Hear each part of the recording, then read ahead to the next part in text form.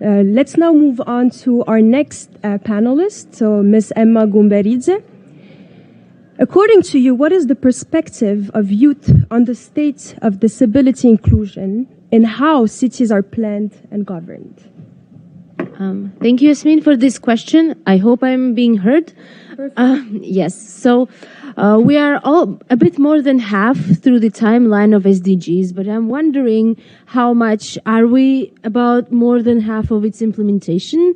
And that's an open question that, I would like everyone to think about, and I'm not sure that we are actually more than halfway through. But in any case, oftentimes we consider that technological progress will bring up inclusion naturally. But unfortunately, this is not the case. And if it's not done thoughtfully and the progress is not being thought through, it actually may increase the gap between different groups of people and bring more exclusion for certain populations. For example, if people are not taught how to use these high-tech solutions, it will be very inaccessible for many of them. In the same way, when we speak about climate crisis and environmentally friendly materials, it's important, for instance, to teach persons with disabilities how to recycle and how to navigate all these complex environment-related measures so that we are included and actually able to contribute to this work and to this fight.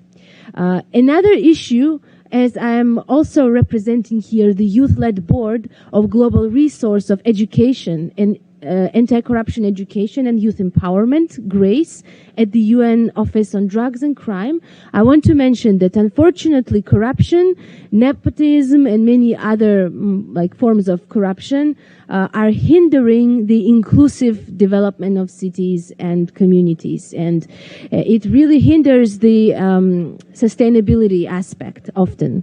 And too often. This is why it's very important to include all stakeholders, including youth with disabilities, in city planning. It was young people with disabilities in Tbilisi, Georgia, who pushed for the bus stops to be finally announced on the public transportation. And it took us about 10 years to get this done, and now it's slowly but surely implementing. And we're hoping that it will be available on all the buses that exist in the city. However, this brings another 2 points. Especially for low and middle income countries, the role of development partners, of international donors in ensuring inclusion and accessibility is huge. It is very important that donors, when funding the accessibility projects for city development, for urban development, make sure that youth, persons with disabilities, and other underrepresented groups actually meaningfully participate and that our opinions are being taken into account.